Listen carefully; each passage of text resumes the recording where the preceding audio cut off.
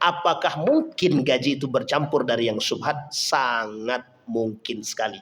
Termasuk yang tadi Bapak kata, saya kadang tak masuk Ustaz. Betul. Tapi Bapak Ibu, kalau Bapak makan duit tersebut berarti tandanya makan yang, mohon maaf, harus keluarkan yang kita makan. Misal Bapak Ibu sakit satu hari, berapa pendapatan satu hari? 100.000, keluarkan 100.000.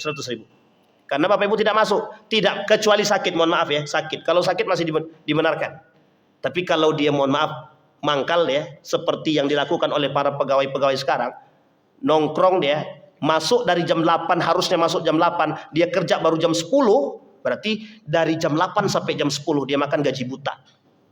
Sama istilah dengan guru, seorang guru yang digaji, dia ngajar harusnya 2 jam, tapi yang diajar cuma 1 jam. Tanpa alasan yang pasti, maka yang 1 jamnya haram dia makan. Harus wajib dia keluarkan. Wajib.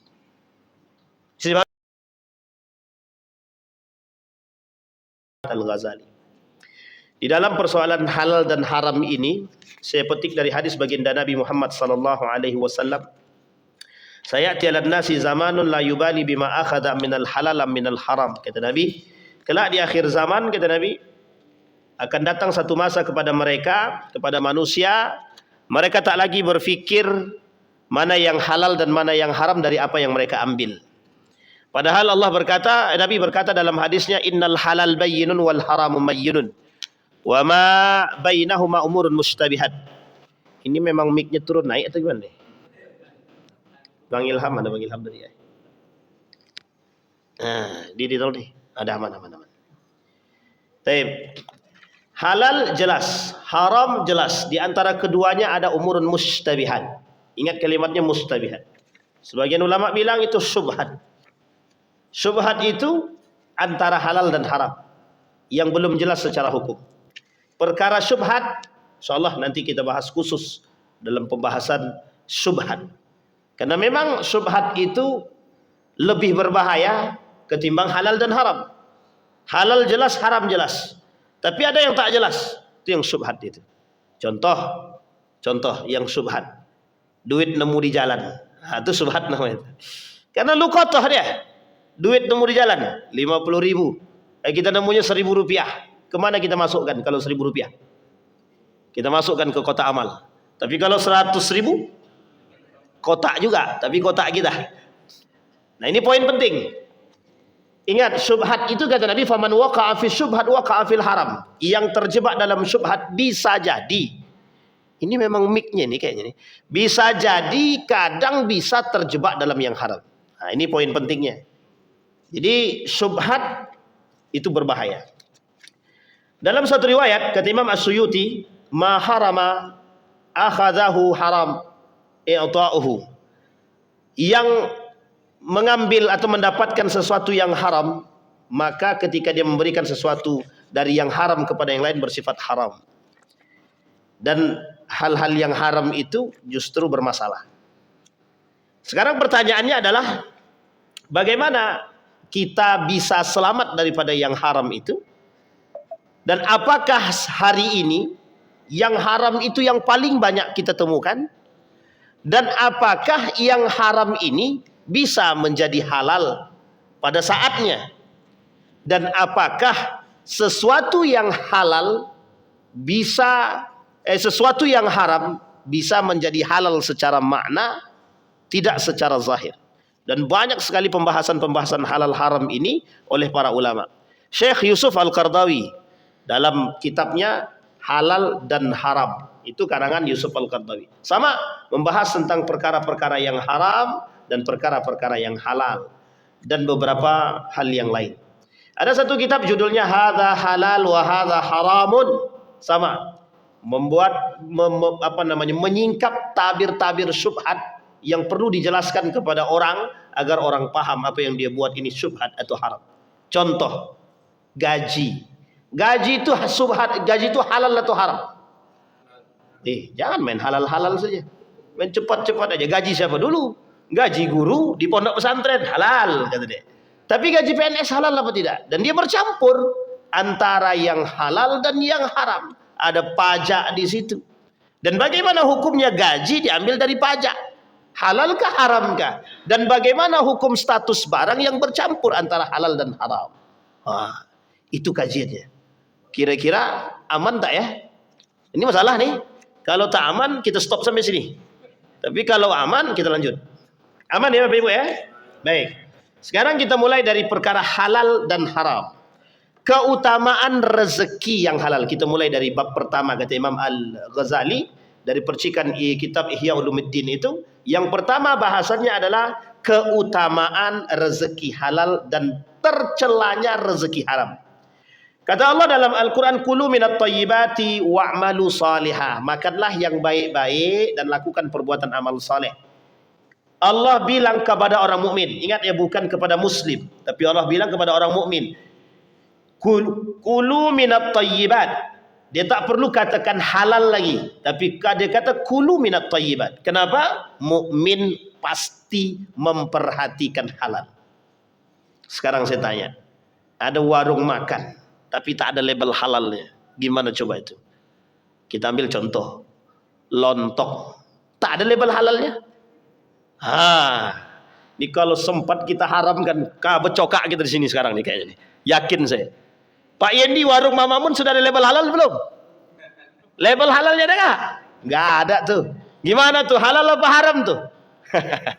Ini poin penting Pak. Benar Pak, ini penting banget. Sangat penting sekali.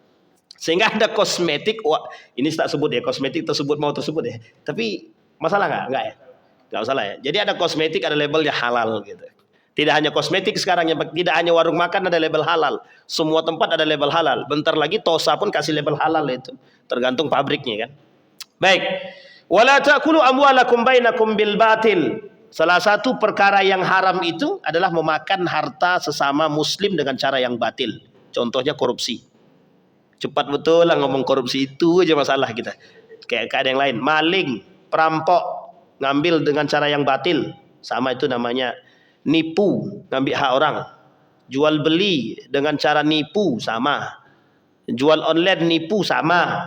Jadi itu namanya dengan cara yang batil, mencuri secara tidak langsung atau mengambil paksa dengan model yang atau dibalut dengan agama. Innal ladzina ya'kuluna amwalal yatama zulman innama ya'kuluna fi butunihim nara. Orang tua yang makan harta anak yatim tanpa izin anaknya haram. Ini dalam dalil ya, jangan langsung dipotong, ini belum penjelasan, baru dalil. Kemudian ya ayyuhalladzina amanu taqullaha wa dharu ma baqiya minar riba. Orang yang suka makan riba, riba juga haram. Riba itu contohnya apa Ustaz? Bunga bank, haram. Tapi ada ulama yang mengatakan udah sepakat haram kita. Kecuali ulama Mesir, itu terserah dia lah. Yang jelas sepakat semua ulama seluruh dunia selain Mesir haram. Minallahi wa rasul wa in tubtum falakum ru'usu amwalikum la tazlimuna wa la tazlamun. Ini masih kaitan dengan ayat yang tadi. Wa man ada fa ulaika ashabun nar hum fiha khalidun. Yang masih kembali kepada riba, nerakanya tetap khalidina fiha, mereka kekal di dalamnya. Dalam hadis Nabi, talabul halal faridatun ala kulli muslimin, sama dengan menuntut ilmu. Talabul ilmi faridatun ala kulli muslim wal muslimat. Menuntut ilmu wajib bagi setiap muslim. Ilmu yang dimaksud ilmu agama. Ilmu agama wajib setiap muslim. Kalau matematika yang apa aja lah, yang memang fokusnya di situ. Kalau yang kayak kami ini tak cocok ilmu hitung-hitungan. Tapi kalau hitung duit insya Allah. Nah, ini masalah nih. Fisika, kimia ada bagian masing-masing. Hukum menuntut ilmu fisika, kimia itu hukumnya fardu kifayah. Kalau tidak ada yang nuntut, satu di antara satu kampung wajib. Contoh kedokteran. Tapi ilmu agama semuanya wajib tanpa terkecuali. Ahli kesehatan, gizi, semuanya wajib. Teknik wajib nuntut ilmu agama. Tapi dalam persoalan ini thalabul halal, kewajiban menuntut ilmu sama persis dengan kewajiban menuntut yang halal. Jadi menuntut yang halal ini bagi setiap muslim hukumnya tidak ada pengecualian, wajib. Ini mic nih lama-lama turun naik. Curiga pula awak nih. Ditolong nih. Gimana cara biar tak turun naik? Oh udah ada, aman-aman. Ya, tadi aman-aman terus nih. Dah lanjut. Baik Bapak Ibu. Jadi ketika seseorang menuntut yang halal, maka kewajibannya itu menggunakan kalimatnya faridah, di atas wajib. Kalau kalimat ini wajibun begitu. Kalau solat bagi orang muslim itu apa hukumnya? Tak solat kafir dia. Berarti kalau halal ada yang umat muslim tidak mencari halal, kira-kira gimana? Sama Pak, sama. Karena kondisi kehalalan itu iman dan akidah. Jadi orang muslim nggak memperhatikan halal, berarti dia tidak berakidah. Wih, keras sekali Ustaz, biarin. Nggak apa-apa memang. Ustaz, tapi kalau ada umat muslim makan yang haram bagaimana? Sama, nggak punya iman. Sama, nggak punya akidah dia. Dan nggak punya keyakinan. Berarti yang korupsi itu makan yang haram. Jelas. Nggak mungkin makan korupsi itu makan yang halal. Itu nggak mungkin. Dan ini terikat hukum nih. Halal haram ini banyak sekali pertanyaannya. Karena kemarin itu pertanyaan ketika kita bahas halal haram ini, pertanyaannya banyak banget. Ustadz, boleh nggak kami nerima uang dari pemerintah? Boleh nggak kami nerima uang dari diskotik untuk bangun masjid, gitu, untuk anak yatim dan lain pertanyaan.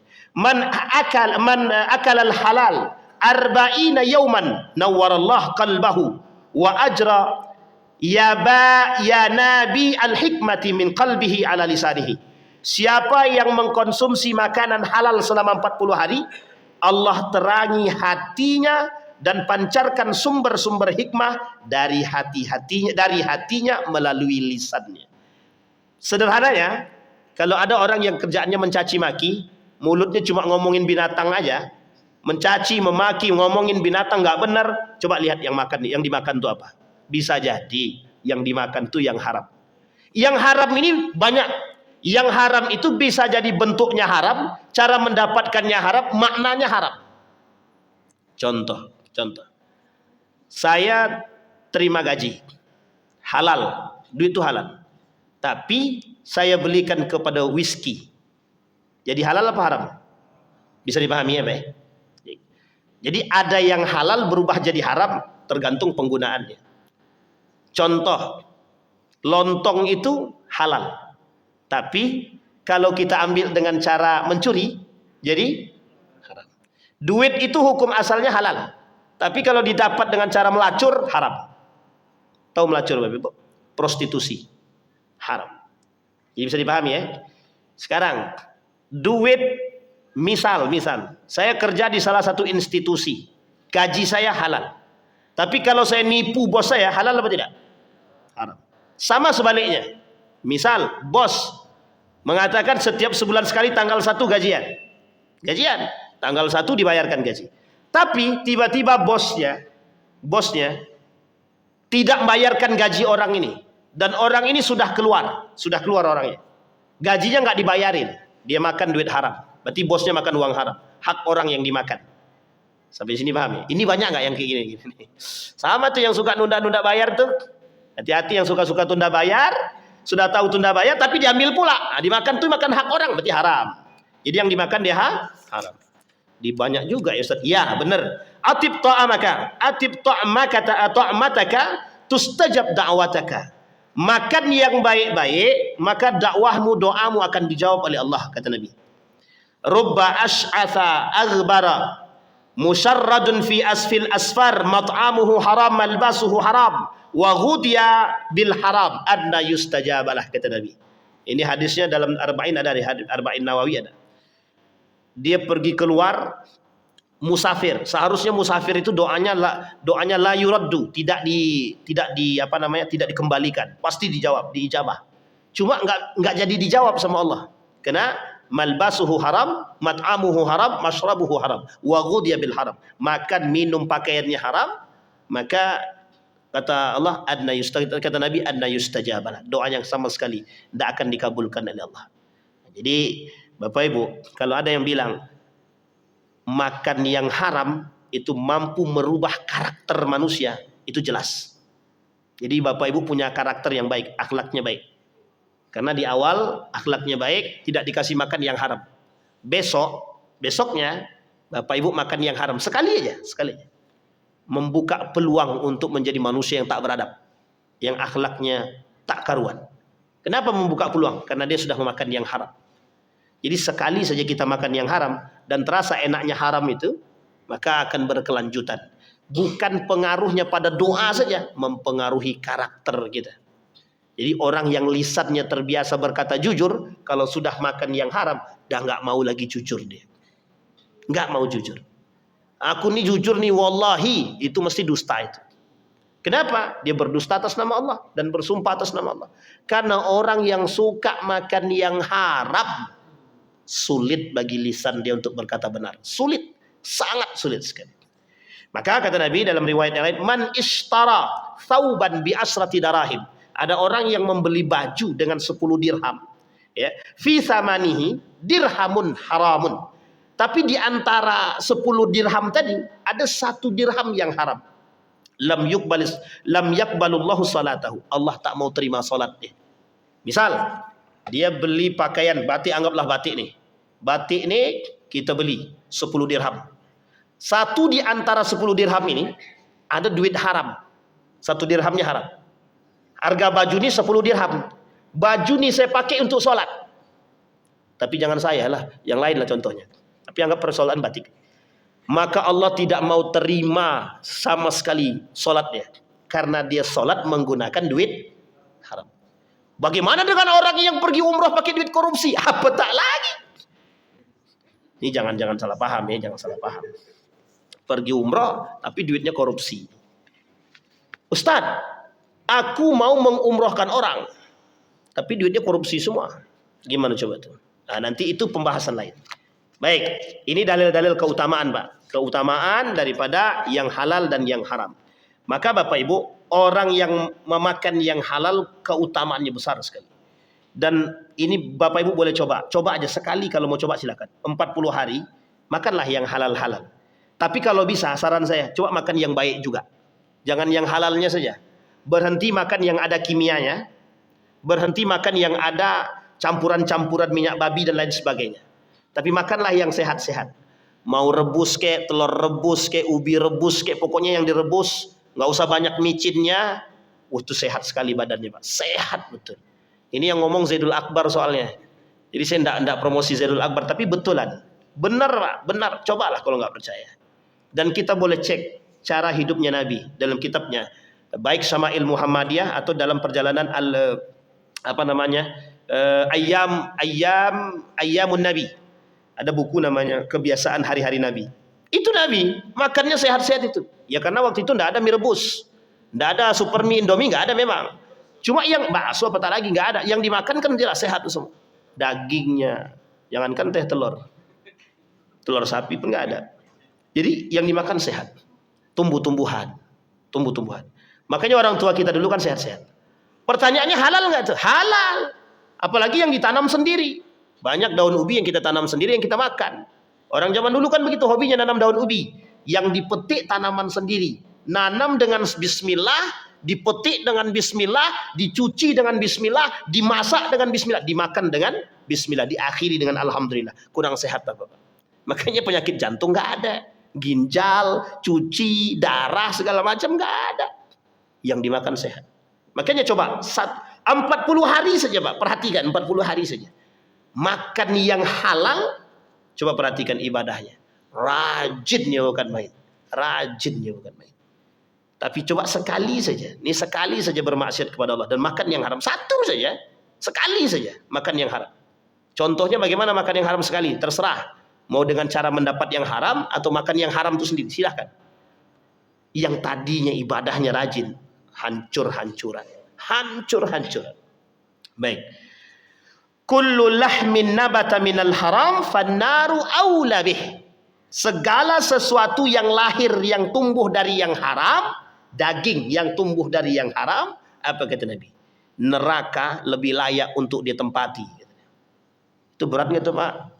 Jadi tolong masalah yang halal haram ini memang harus kita kupas biar banyak yang sadar. Baik. Nah sekarang itu adalah keutamaan daripada yang halal dan yang haram, tercelanya daripada yang haram. Sekarang jenis serta sumber harta halal dan haram. Kita lihat dulu. Haram karena bendanya. Apa contohnya haram karena bendanya? Narkoba, daging babi. Apa lagi? Semua binatang atau hayawan-hayawan muftaris, binatang-binatang buas, haram. Narkoba, tua, whisky, bir bintang, itu minuman khamar, haram. Terus apa lagi yang karena bendanya, dan semua yang diharamkan oleh Allah. Yang kedua, ada barangnya halal tapi didapat dengan cara yang tidak halal, jadi haram. Contoh, mencuri, merampok, korupsi, dan lain sebagainya. Itu dengan cara yang haram.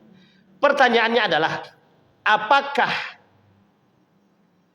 mengambil atau menerima dari orang yang melakukan keharaman, apakah barang tersebut berubah jadi haram? Misal contoh, ada penjual minuman khamar. Duitnya kira-kira halal atau haram? Duit yang didapat, hasil didapat dengan cara yang haram. Sekarang pertanyaannya adalah, diberikannya kepada Bang Didik, gimana statusnya itu?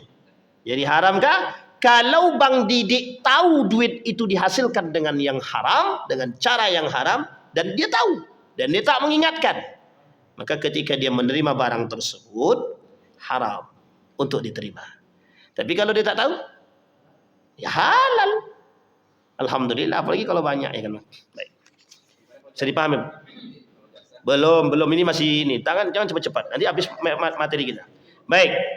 Nah, sekarang perhatikan, haram karena salah dalam cara memperolehnya. Satu, dengan cara yang tadi, menipu. Yang kedua, ada dengan cara usaha, jual beli misalkan, seperti yang dilakukan di pasar. Jual beli baju tapi nipu. Jual beli baju pakai unsur ribawi. Jual beli baju dengan unsur judi. Jual beli baju dengan unsur ketidakjelasan. Keempat-empat ini adalah aspek kalau ada salah satu di antaranya dalam transaksi jual beli, maka transaksi jual beli tersebut haram, batal, tidak sah dan berdosa. Misal, dia melakukan transaksi jual beli mobil, tapi pakai angsuran kredit bunga bank, jadi atau leasing, hukumnya haram, dosa. Yang dimakan haram. Oh, ini banyak tersinggung nggak ini? Biarin aja lah, haram. Ya Bapak Ibu, itu usaha. Yang kedua, PNS.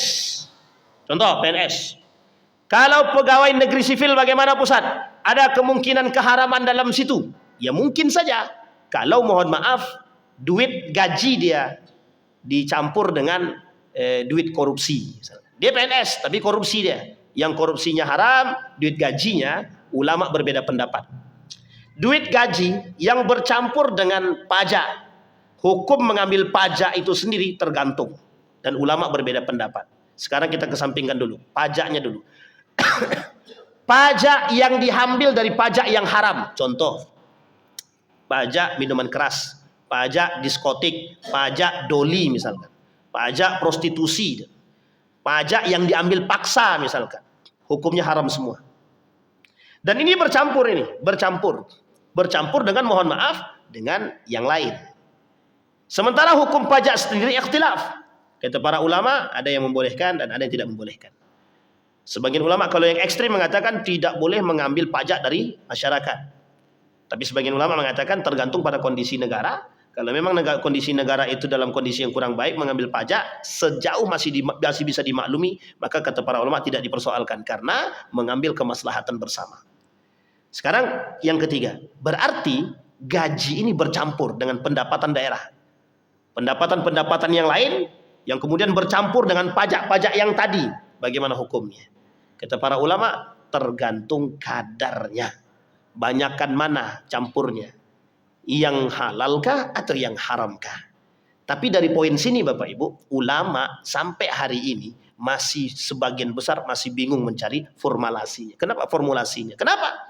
Karena sesuatu yang haram bercampur dengan yang halal. Nah, kalau tidak tahu, mohon maaf Bapak Ibu, misalkan sebagai PNS, tapi kan nggak tahu sumber dananya dari mana. Maka apa yang Bapak Ibu terima, kata Syekh Al-Malibar, halal. Tapi bagi yang tahu, bagi yang mengerti, contoh nih imam masjid, dibayar oleh pemerintah kan, itu gajinya dari mana itu? Gajinya dari mana? Kalau dari pemerintah, otomatis sama dengan PNS kan? Sama, diambil dari mana? Sama. Nah, ini poin penting. Sehingga kata para ulama, ini berbeda ikhtilaf. Banyak perbedaan di sini. Nah, tapi kalau dia korupsi, itu jelas keharamannya. Haramnya jelas. Contoh yang lain, misalkan dia korupsi korupsi 20 juta. Maka yang 20 juta ini haram. Masuk dalam gaji dia, masuk dalam rekening dia, campur dengan gaji dia. Gajinya 5 juta. Berarti total di dalam 25 juta. Maka yang haram berapa? 20 juta. Maka haram bagi dia yang 20 juta ini untuk dia makan. Yang 5 juta boleh dia makan. Tapi kan itu cara yang haram. Korupsi misalkan. Nah, pekerjaan lain ada. Pekerjaan lain ada. Contoh kontraktor yang suka main suap-suap, tender. Kontraktor yang suka main suap-suap, yang pakai tender. Tidak ada alasan, tidak usah cari alasan. Ustadz, kalau seandainya itu semua pemain itu udah pakai kalau main suap, lah kalau kami tidak suap bagaimana? Pemain semua muslim semua. Lah Anda mau ikutan? Kecuali mohon maaf yang main suap ini kafir semua. Yang main tender semua kafir. Anda muslim, kalau tidak Anda ambil, kalau Anda tidak masuk, maka semua untuk mereka. Maka ketika itu, suap ketika itu bukan dimubahkan dan bukan dihalalkan, tapi dimaklumkan. Tahu arti maklum itu? Tidak dihakimi haram dan tidak dihakimi mubah. Tapi maklum, dimaklumi Pak. Kalau dihalalkan berarti suap halal. Kalau suap halal, oh banyak yang protes. Dan tidak mungkin Allah menghalalkan yang haram itu tidak mungkin. Bisa dipahami Bapak Ibu ya? Makanya daging babi yang dimakan dalam kondisi terjepit itu bukan halal. Dan bukan mubah, tapi dimaklumkan. Dan Nabi tak pernah katakan mubah, enggak. Nabi tak katakan halal, tidak. Tapi ketika itu, untuk menyelamatkan nyawa, yang makan tidak dihakimi haram, yang itu tetap tidak dihakimi. Secara hukum dia tidak dihakimi halal, tapi ketika dia makan tidak dihakimi haram. Begitu poinnya Pak. Jadi jangan, nah berarti Ustaz kalau seandainya semuanya main suap, untuk mendapatkan hak kami harus suap dong. Semua yang masuk di situ muslim. Dan semua muslim di situ main suap. Sudah jelas masuk neraka semua. Kalau dia ngambil, kalau dia main suap, ar-rasy wal murtasi finnar. Lah yang ikutan muslim juga.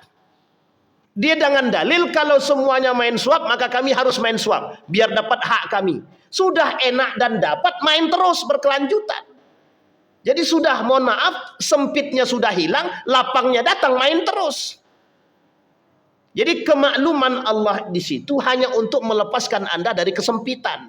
Jadi kalau Anda sudah lepas sempitnya, udah tetap haram berlaku hukumnya. Contoh, makan daging babi tadi. Kalau sudah hilang laparnya, ingat ya, lapar yang mencekik.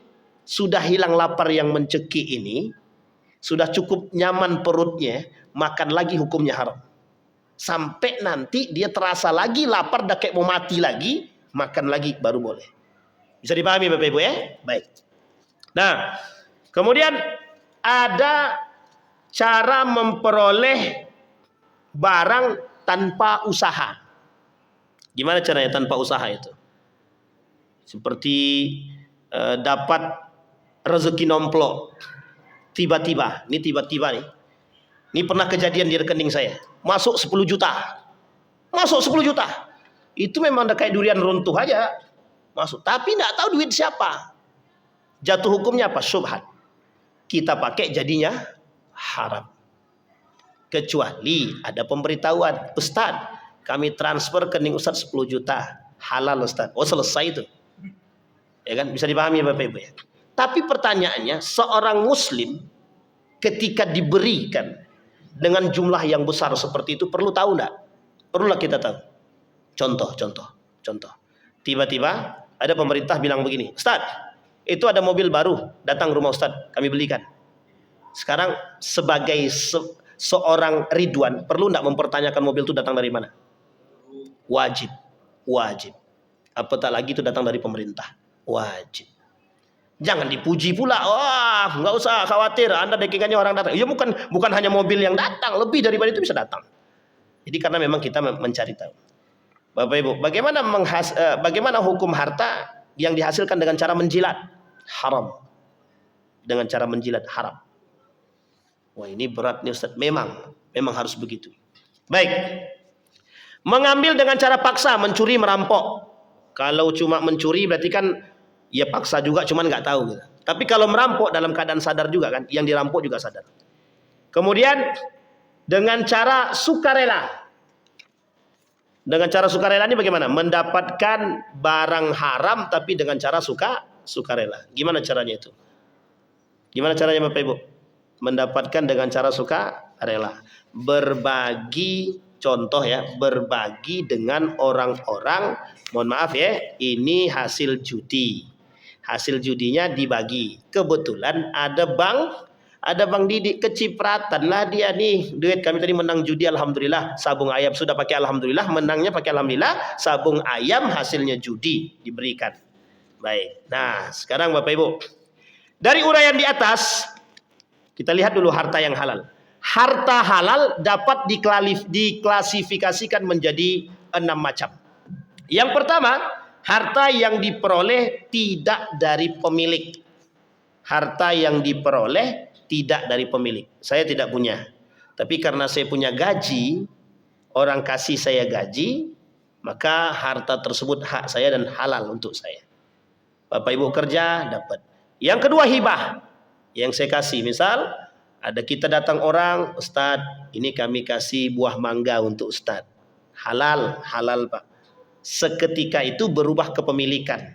Yang tadinya punya pemiliknya mangga, kemudian berubah kepemilikan jadi punya kita ketika mereka menghibahkan, memberi. Saya beri buah mangga ini kepada Ustadz Ridwan atau kepada Pak Yendi. Berubah kepemilikan dan itu sah, halal untuk kita.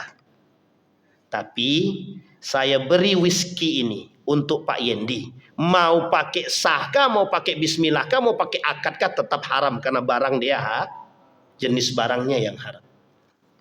Yang kedua, harta yang diperoleh secara paksa dari orang yang nyawa dan hartanya tidak dijamin oleh syariat. Contoh, ghanimah.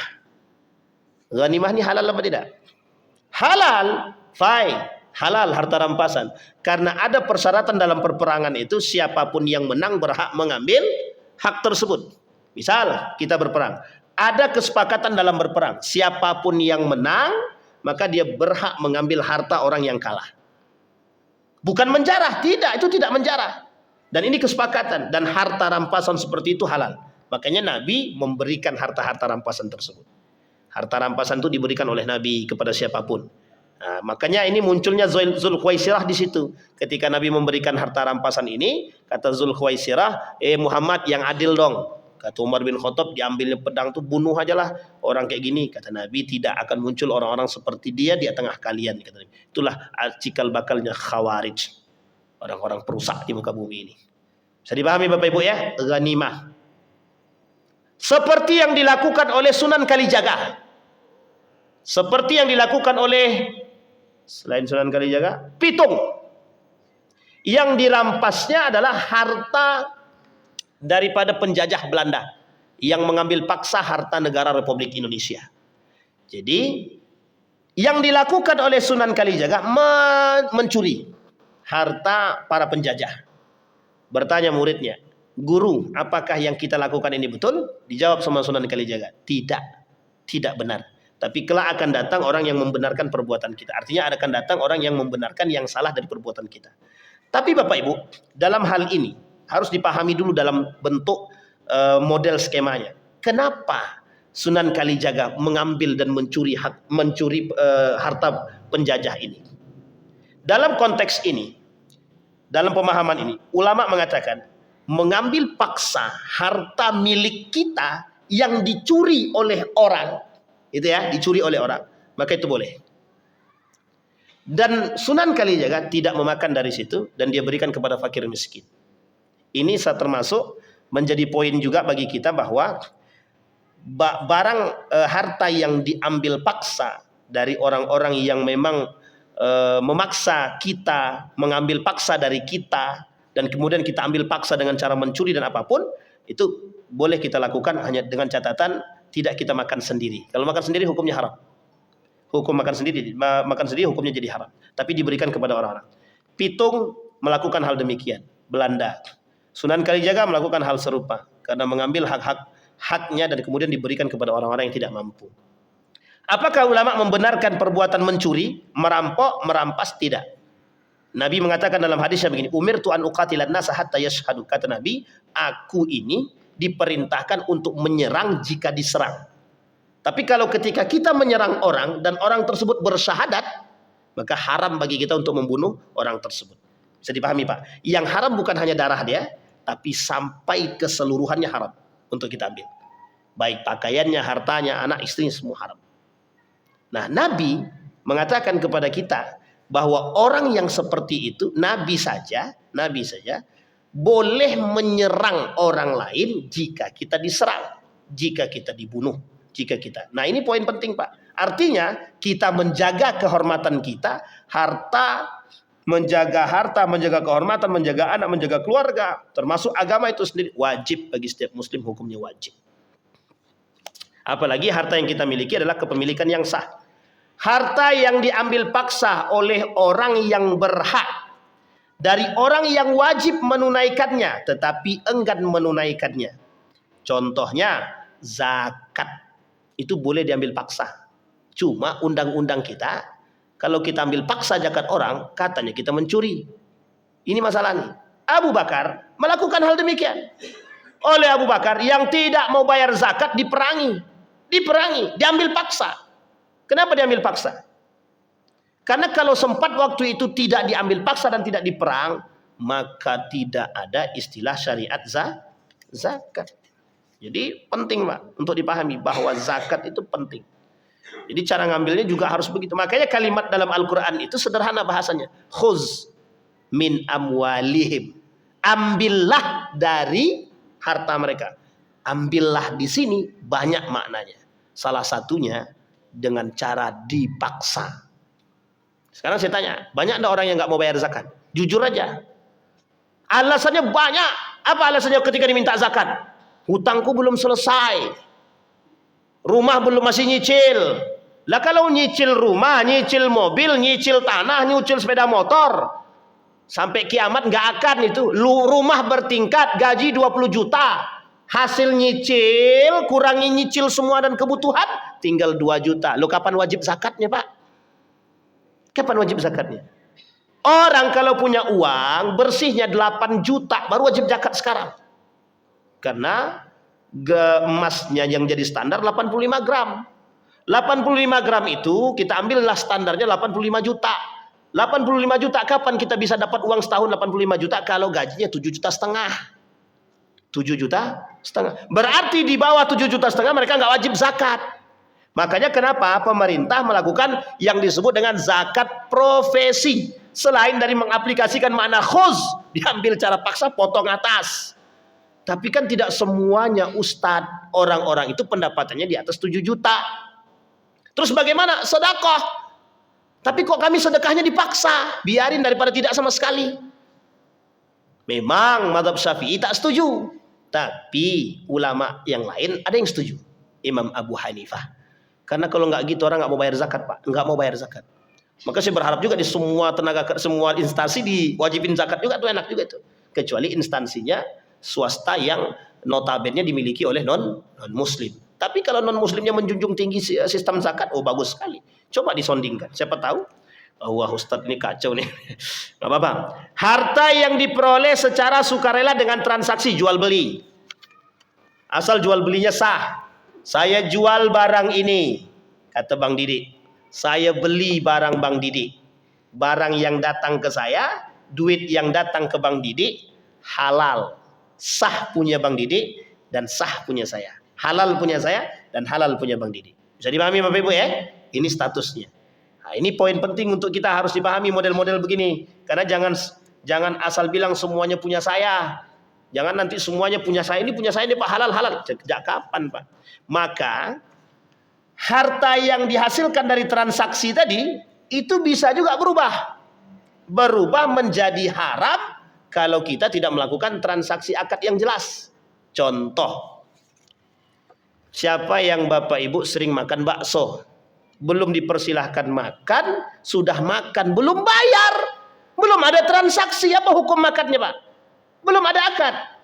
Bapak Ibu beli bakso, belum ada akad, belum ada transaksi, belum dipersilahkan, sudah makan duluan. Ini yang suka-suka begitu tuh, masuk warung, ambil tahunya, gigit tahunya, makan kenyang, masuk ke dalam. Belum ada transaksi, belum ada akad, belum dipersilahkan. Apa hukumnya? Haram yang dimakan. Kira-kira takut nggak tuh? Sekarang saya tanya, itu sudah menjadi sebuah tradisi Ustadz. Kalau sudah menjadi tradisi, apakah harus kita mengikuti atau harus kita rubah? Harus kita rubah atau harus kita perbaiki? Harus kita ikuti atau harus kita rubah? Yang tradisi yang rusak begini harus dirubah Pak, harus dirubah. Kalau tidak kita rubah, mendarah daging. Makanya Ustadz, kalau sudah mendarah daging kan hukumnya sudah boleh dibedah. Sejak kapan yang haram bisa jatuhnya halal? Meskipun oleh para ulama mengatakan semi mencuri namanya. Kenapa semi mencuri? Kita masuk makan barang orang tanpa izin orang. Jadi paham ya? Kan tidak mungkin dikeluar lagi. Saya keluarkan aja Ustaz ya. Tidak mungkin Pak. Jadi hati-hati betul. Contoh yang lain. Contoh yang lain. Bapak Ibu membeli barang di warung-warung kaki lima. Baik Indomaret atau dan lain sebagainya. Ketika membeli, salah satu syarat sah transaksi jual beli, pembelinya ada, penjualnya ada, barang yang diperjualbelikan ada, akadnya ada. Baru sah Pak. Kalau tidak ada, tak sah. Contohnya ya, Bapak Ibu masuk ke warung pedagang kaki lima, beli permen, belum bayar, udah masuk ke dalam mulut permennya, baru Bapak Ibu bayar. Meskipun belakangan dimaklumin. Kenapa dimaklumi? Ya dianggap karena sama-sama nggak tahu Pak. Kalau nggak tahu masih untung. Kalau tahu masih berbuat itu masalah. Kecuali tertulis di situ. Atau Bapak Ibu masuk ke dalam tertulis bayar belakangan. Silahkan makan duluan, bayar belakangan. Ini dianggap oleh sebagian ulama yang disebut sebagai akad khafi. Akadnya tapi tidak zahir. Yang kayak gini-gini, meskipun itu dianggap sederhana, tapi bermasalah kalau tidak kita taati. Bayar dulu baru makan. Kira-kira Bapak Ibu bayar dulu atau baru makan? Mesti bayar dulu kan baru makan. Sama kebalikannya berlaku juga. Kalau ada yang mengatakan, oh kita tanya dulu. Maka apa yang harus kita lakukan? Masuk ke dalam warung tersebut. Tanyain dulu, Pak. Makan dulu atau bayar dulu? Oh, makan dulu Pak. Tidak apa-apa, makan dulu. Sudah diizinkan makan. Baru kita makan Pak. Meskipun perbuatan itu terlihat sederhana. Jangan sampai yang masuk dalam perut kita ini subhat Pak. Jangan orang yang, mohon maaf ya, orang yang wara paling berhati-hati. Paling berhati-hati. Jangankan 5.000, 100 rupiah pun pasti dia pertanyakan. Dari mana hasilnya? Satu ketika anak saya masuk ke warung toko, ke toko. Ketika masuk ke toko dia minta belikan pulpen. Enggak saya beliin, enggak saya beliin Pak. Ketika pulang, saya mau naik motor, dibawanya barang orang. Saya enggak ngomong Pak, enggak ngomong. Dibawanya barang orang. Pas motor mau saya hidupin, biar sebentar, ini barang orang masih terbawa. Dibalikin sama dia Pak. Saya datang ke tukang ke yang punya, Bu maaf ya, enggak apa-apa Pak Ustadz. Ini anaknya kok bisa begitu? Sebagian orang udah dibawa kabur Pak, kata dia gitu. Saya bilang, ini bukan persoalan itu Pak. Persoalannya kalau sempat dipakai sama anak saya, dicoretnya langsung, itu tintanya berubah jadi yang haram Pak. Dari subhat jadi haram. Kenapa? Barang itu bukan milik kita, tapi milik orang. Sudah ada pemiliknya, tapi ketika kita pakai jadi haram Pak, sekalipun tinta. Makanya, mohon maaf Pak, ada pulpen di atas meja. Kalau bukan punya kita jangan pakai. Meskipun pulpen di atas meja, pulpen yang kita ambil tinta. Anda minjam apa minta? Saya tanya Bapak Ibu, kalau Bapak Ibu minjam pulpen orang, itu minjam atau minta? Minta. Minta tinta, minta pensil. Meskipun setelah minta Bapak Ibu balikin, yang dikembalikan itu adalah pulpennya, sisa pulpen, sisa tintanya. Jangan salah, sekarang saya tanya, pinjam atau minta? Ustadz, itu kan repot banget harus begitu.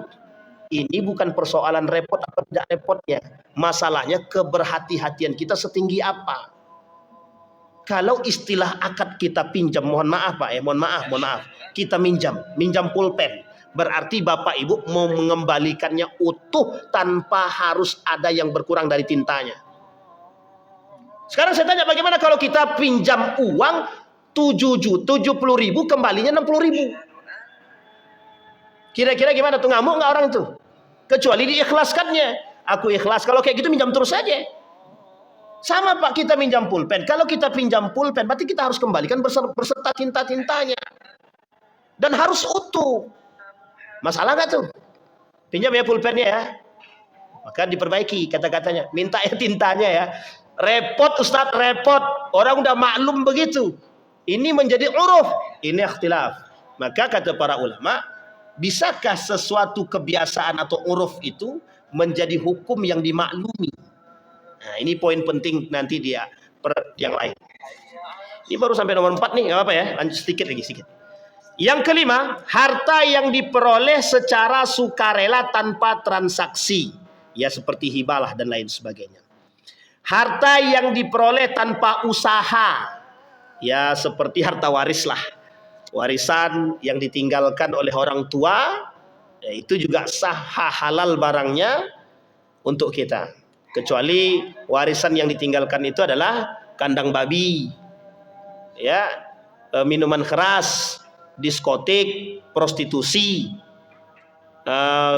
kebun hasil curi, kebun ganja, dan lain sebagainya. Itu ya haram, yang diterima juga haram, barangnya haram karena haram secara fisik, bentuk. Baik Bapak Ibu, sekarang perhatikan. Pendapatan pemerintah itu dari mana saja? Selain daripada diskotik, daripada minuman keras, ya ini pendapatan daerah ya. Terserah dari mana aja, baik pajak, baik pendapatan daerah segala macam. Maka kata para ulama ikhtilaf. Jadi ada orang yang tidak mau tahu dengan pendapatan itu. Contoh, Bapak kan tidak tahu tuh hasilnya dari mana. Sebagian, apa semuanya tahu? Semuanya, sedetail-detailnya. Baik. Kalau tahu harusnya penting untuk Bapak tahu ya. Baik, sekarang saya urai. Dalam 4 pandangan Syekh Al-Malibar, kata Syekh Al-Malibar ada 4 pandangan. Yang pertama, orang kalau tahu duit yang dihasilkan dari yang haram, kemudian tahu dia itu gaji dia betul-betul duit haram, maka dia tidak boleh menerima yang haram. Satu. Yang kedua, kalau duit itu masuknya haram sebagian kecil, sebagian besar masih ada yang halal. Ini yang kemudian diperdebatkan oleh para ulama. Maka apa hukumnya? Kata Syekh Al-Malibar, kalau lebih banyak halalnya, sementara kita tidak tahu sumber keutuhannya, maka dimasukkan kepada yang halal, bukan dimasukkan kepada yang haram. Ini Syekh Al-Malibar dalam mazhab Syafi'i. Oke, yang ketiga. Kata Syekh Al-Malibar yang ketiga, kalau seandainya Anda menerima gaji, tahu Anda haram duit itu, mutlak keharamannya, kemudian Anda membutuhkan uang tersebut untuk kehidupan Anda bekerja di situ, Anda terima uang tersebut, maka hukumnya kata para ulama masih boleh digunakan untuk makan. Masih boleh digunakan. Tapi ada tambahannya. Apa tambahannya? Anda keluar mencari pekerjaan lain sampai Anda mendapatkan pekerjaan. Kalau sudah dapat, maka wajib bagi Anda meninggalkan tempat tersebut. Sudah dipahami Pak? Kita ambil contoh. Contohnya adalah pegawai bank. Dihasilkan dari riba. Pertanyaannya, apakah murni duit penghasilannya dihasilkan dari riba semua? Dari konvensional. Rata-rata semuanya. Apa mungkin mereka ini digaji dari CSR? Tidak. Tapi digaji dari hasil tersebut. Karena perputarannya di situ. Baik, sekarang pertanyaannya, apa yang harus dilakukan? Kalau mereka memang membutuhkan kehidupan dari perbuatan tersebut, jangan keluar sebelum dia mendapatkan pekerjaan yang lain. Sejauh dia masih membutuhkan dalam kondisi kebutuhannya, kata para ulama masih dimaklumi. Sampai dia mendapatkan pekerjaan yang baru. Dan ini pertanyaan ini berkali-kali disampaikan. Dan saya jawab, jawabannya adalah cari pekerjaan lain. Kalau sudah dapat, tinggalkan. Justru yang salah, jangan tinggalkan sebelum dapat. Kalau Bapak Ibu tinggalkan sebelum dapat pekerjaan yang lebih baik, Anda sedang membunuh. Baik, bisa dipahami Pak ya? Sekarang yang keempat, Anda tidak mengerti sama sekali dari mana datangnya hasil duit gaji Anda. Apakah benar dari pajak khamar secara utuh ataukah diskotik secara utuh? Anda tidak tahu. Maka dalam kondisi ini tidak diketahui keharamannya, maka jangan dikembalikan kepada yang haram, tapi dikembalikan kepada yang halal. Ini penegasan akhir dari Syekh Al-Malibar dalam pandangan Syekh, dalam pandangan mazhab Imam Syafi'i. Artinya kalau seandainya kondisi ini kita temukan, kira-kira apa yang harus kita temukan? Kan tidak semuanya dari pendapatan daerah itu haram. Betul ya? Tidak semuanya. Coba cek, semuanya nggak pendapatan itu haram? Kalau semuanya pendapatan itu haram, pemerintah tahu itu haram, apakah mungkin? Tidak mungkin. Apa mungkin majelis ulama tidak mengharamkan hal demikian? Pasti mengharamkan. Tapi karena majelis ulama tahu, diambil dari poin yang kedua tadi. Apa itu? Bercampurnya yang tidak jelas dan kita tidak jelas. Contoh nih Pak, kita ambil contoh. Hotel. Bapak Ibu nyewa hotel di situ. Ketika nyewa hotel nih, kira-kira transaksinya sah nggak? Dia bayar sah nggak? Sah, duitnya halal. Sekalipun dalam itu nanti ada orang, mohon maaf ya, ada wanita joget-joget. Pertanyaannya, secara utuh apakah duit yang joget-joget itu yang dibayarkan ke kita? Atau tidak? Sampai di sini paham ya? Ini pandangan mazhab Syafi'i. Tapi kalau kita berpandangan dalam mazhabnya Imam Ahmad ibn Hambal, mohon maaf Pak, terima atau tidak terima, sama Pak. Sesuatu yang dihasilkan dari yang haram, haram. Itu poinnya Pak. Makanya mengapa para PNS itu mereka semua tidak diharamkan secara gaji. Kenapa demikian? Kalau diharamkan secara gaji, mohon maaf, orang pertama yang mengharamkan siapa? Majelis Ulama Indonesia. Karena pendapatan daerah tidak hanya dihasilkan dari itu. Cuma, ada cumanya Pak, yang harus kita akui. Apakah mungkin duit-duit itu bercampur dengan hal demikian? Iya. Kalau Bapak bertanya, mungkin tidak bercampur. Sekarang pertanyaannya, potensi besarnya seberapa? Itu yang kita nggak tahu. Dan tidak ada keterbukaan itu di hadapan kita Pak. Sudah dipahami Bapak Ibu ya? Makanya ada kata seorang, saya tutup dengan satu perkataan seorang profesor. Profesor dosen di salah satu universitas negeri. Saya ditanya, Prof kan sudah profesor. Kenapa juga ikut kajian-kajian, mengisi kajian di masjid-masjid? Dijawab sama beliau, duit kajian masjid itu lebih berkah daripada duit gaji saya. Karena saya PNS, belum tentu halal semua, kata dia. Coba, artinya mohon maaf, bukan berarti beliau mengatakan gaji itu haram ya. Ingat ya, bukan berarti beliau mengatakan gaji itu. Apakah mungkin gaji itu bercampur dari yang syubhat? Sangat mungkin sekali. Termasuk yang tadi Bapak kata, saya kadang tak masuk Ustaz. Betul. Tapi Bapak Ibu, kalau Bapak makan duit tersebut berarti tandanya makan yang, mohon maaf, harus keluarkan yang kita makan. Misal Bapak Ibu sakit satu hari, berapa pendapatan satu hari? 100.000, keluarkan 100.000. Karena Bapak Ibu tidak masuk, tidak, kecuali sakit, mohon maaf ya, sakit. Kalau sakit masih dibenarkan. Tapi kalau dia mohon maaf mangkal ya, seperti yang dilakukan oleh para pegawai-pegawai sekarang, nongkrong dia, masuk dari jam 8, harusnya masuk jam 8, dia kerja baru jam 10, berarti dari jam 8 sampai jam 10 dia makan gaji buta. Sama istilah dengan guru, seorang guru yang digaji, dia ngajar harusnya 2 jam, tapi yang diajar cuma 1 jam. Tanpa alasan yang pasti, maka yang 1 jamnya haram dia makan. Harus wajib dia keluarkan. Wajib.